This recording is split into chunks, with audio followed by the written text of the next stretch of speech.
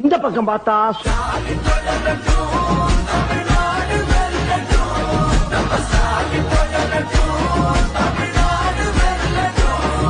இந்த பக்கம் பார்த்தா ஓடுங்கம்மா ஓட்டு இரட்டை இலை பார்த்து போடுங்கய்யா ஓட்டு